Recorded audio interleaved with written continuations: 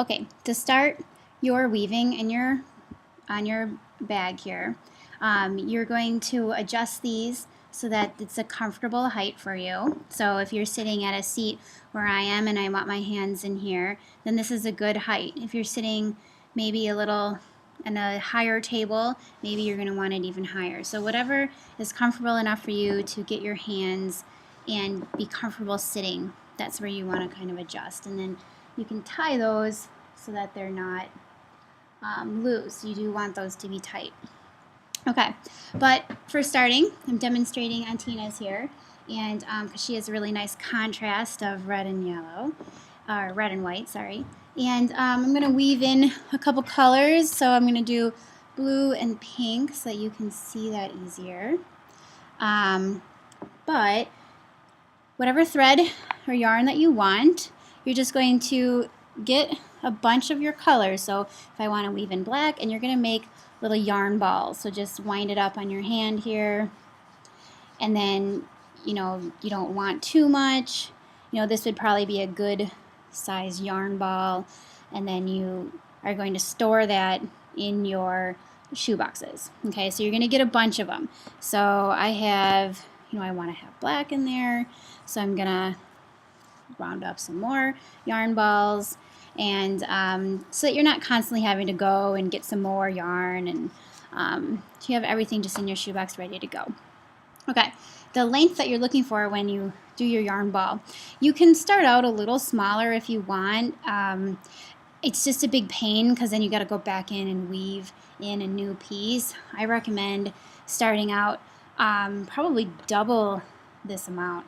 So where you have at least an arm length that, at least probably 2 arm lengths that you're going to weave in. So when you're first starting out, it's actually easier that you just take one of your colors and you kind of fold it in half, and then you're going to go on one of your warp threads. Wherever you're going to start, you want to start at either end of your bag. Okay. What I do is I take like a bright colored piece of yarn, I tie on a piece, so that I remember that this is where I started. This side, not that side, this side, okay? Tie that on. And eventually we'll get rid of that, you won't see that. Okay, but so we're gonna start weaving in this blue. I'm gonna start over here. So you're starting on your right hand side and you're weaving towards the left. And that's just because it's more comfortable for me to hold and to work my hands and hold everything comfortably. If you're left-handed, you might want to go the opposite. So you just kind of loop it around like that, and you're going to bring it through across like this. Okay, so my left hand is always holding this, a bunch of it, and my right hand is pulling at it and doing all of the work with this yarn. Okay, so the key here is that one piece is always going to be behind. So I'm going to put that behind. Okay, so one piece is always behind. And I'm always going to hold that piece. I'm going to have my bunch in my hand. I'm going to hold this, but it's going to always be behind. Okay? And then this piece is always going to go, this is the piece that we're working in. So this piece is you're always going to do the same motion in everything that you do. Around that back piece, down. So notice I'm pulling with my right hand, okay? And then you're going to come up with my right hand. I'm pulling that warp thread and looping it through. Okay, so I'll do that again. So I have this back piece that's in my left hand. I'm holding it behind, as you can see. And this piece is the one that we're weaving. So you're going to go up around that piece, pull it through. So if you have to let go and pull it in the beginning, that's okay.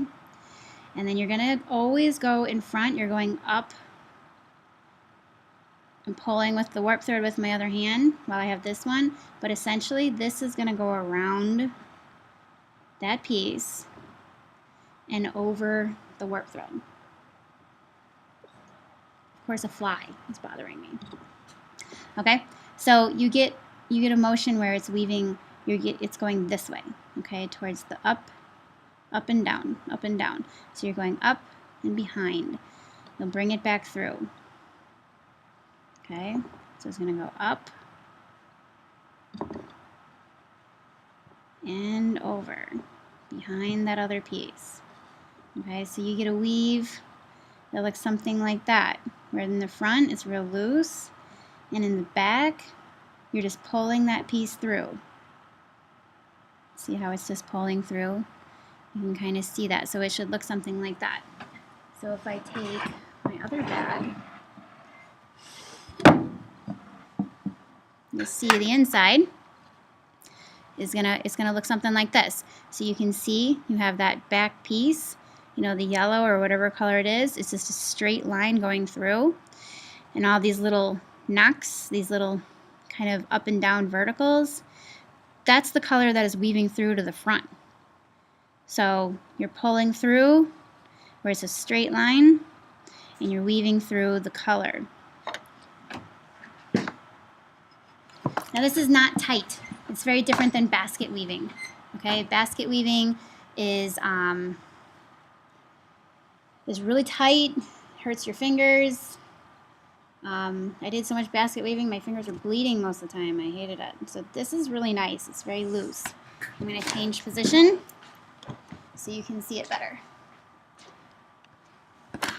Okay, so let's start again. So you're putting that pink on the side, and that's where you're going to start. You're always going to start your weaving and start your pattern. When you're first starting out, one color, fold it in half, so you can learn this a little bit better. Okay, so you're going to wrap it around that first warp thread, just like so. So it's hanging. And then remember, with your left hand, you're going to kind of pull. You're going to hold these together, and your right hand's doing the weaving, but it's in combination with your left hand, so it is kind of tricky at first. So I'm taking the behind one, the back one, and I'm pulling that back through with the rest of my bunch. Okay? My right hand is going to do the weaving with this front piece. So this is the one that's coming in front. This is important to learn because when you start to change out colors, you're going to have to really make sure you got this technique down. Okay, in front. So around and down, up and over. So only that one piece, this front piece, is doing the weaving. That back piece is a stand behind. Notice I'm keeping this front piece really, really loose. It's just kind of going over it. It's going to be really, really awkward at first, but you'll notice as you get the hang of it, and I'm going to speed it up now, so you can see what it looks like when you're actually got the hang of it. It's just effortless. I can sit in front of TV, watch TV, not even really pay attention to what I'm doing, even with a pattern. It's pretty simple. But notice that I pull through, whoop, missed the warp thread. You'll notice in the beginning you're doing the same color. That's why it's important to split that color. And then if this gets tangled, just take one, pull it, and do it.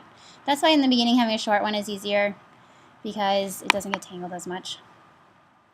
But notice I go over and I just pull that.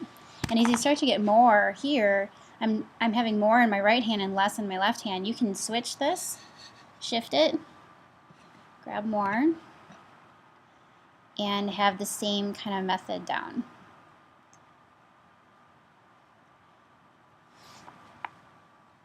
So it's helpful to hold those warp threads to keep them out of the way. Okay, you'll also notice that this is down. You will slide those up. So what I do is I weave a pretty good row, and then I just push them up. So just push, kind of like a tie. You're just sliding them up. So I'm holding this down, pushing that up. You don't have to worry about this being really tight at first. It'll tighten up. If you have some warp threads kind of hanging out, you can always pull on a thread, make it tighter. But in the beginning, just keep it loose. You want to get in the habit of keeping it all loose. Okay? And then we can tighten. You can get rows and rows and rows and go down and pull that and tighten it. So you don't have to worry about that right away. Okay, and if you look and check the work, you can see the back is being kept really tight and the front is really loose. Okay. Couple things if you're having a hard time getting that to work, you just make sure, like sometimes what'll happen is you'll have this color kind of pop through. Like see how that's kind of popping through that back piece? Just take that back piece, pull it, get that back piece tight again, and get that front piece loose. So if it's not looking right, it's probably because you just gotta go and cinch up that back and tighten it, and then that front will look a lot better.